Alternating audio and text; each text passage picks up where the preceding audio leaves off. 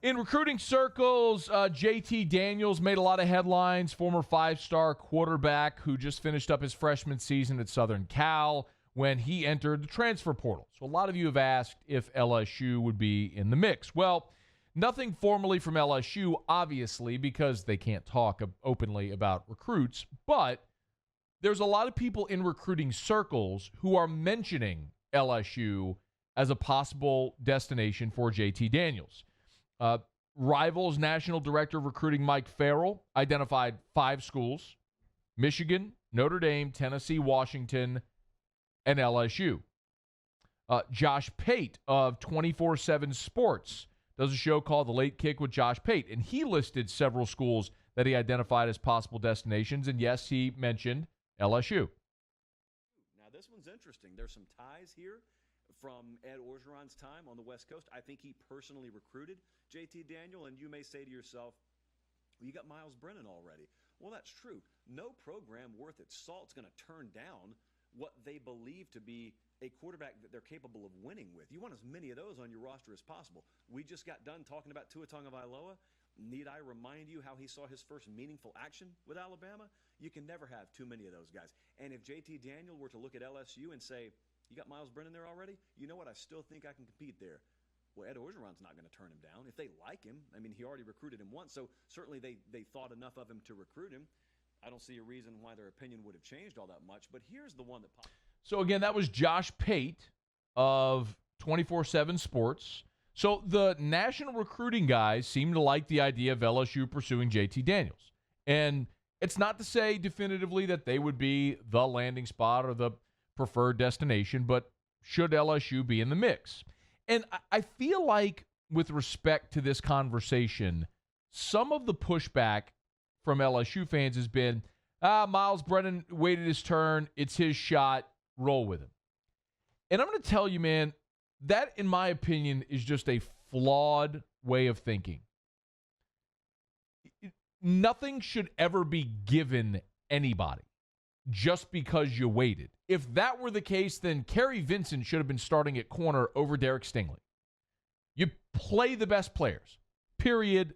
That's all there is to it. And you can never have too much talent at quarterback. Look at 2014 Ohio State as a case in point. You had Braxton Miller, who was the Big Ten Offensive Player of the Year. He gets injured.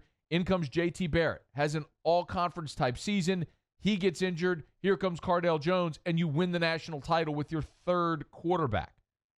You heard there Josh Pate mention Tua. When Tua got his first meaningful action, it was in the national championship game and ultimately rallied Alabama to win the national championship in the second half against Georgia.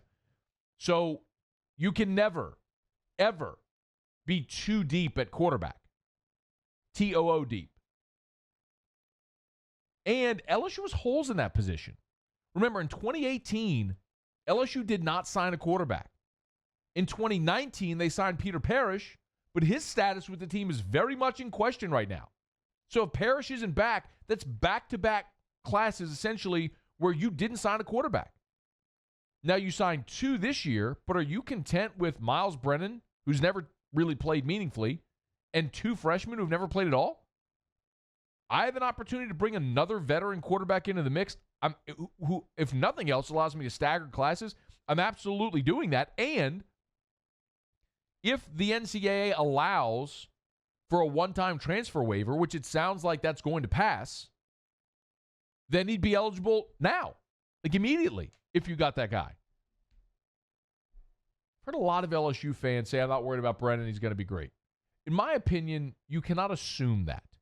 You can't assume that Miles Brennan is going to be great. I'm not saying he can't be great. I'm not saying he won't be great. He can. I hope he is. I hope he's amazing. I hope he wins 2 Heismans. It'd be awesome. But he hasn't proven that he can do it. And if you're LSU, if you're Ed Orgeron, you've got to build in protections in case he can't, or in case he twists an ankle and then you're not relying on 2 freshman quarterbacks. What's more is you've also had a program that's had its most success at that position with transfers.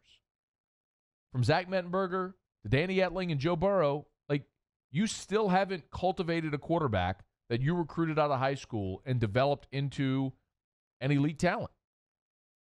Not since Matt Flynn. It's been more than a decade. So you get an opportunity to go get a guy who everybody wanted, who you recruited out of high school, who allows you to fill the gaps that you have in your quarterback recruiting, who maybe could come on campus and, if nothing else, push Miles Brennan. I don't think there's any question, because you can never be too deep at that position. We'll keep you posted on it.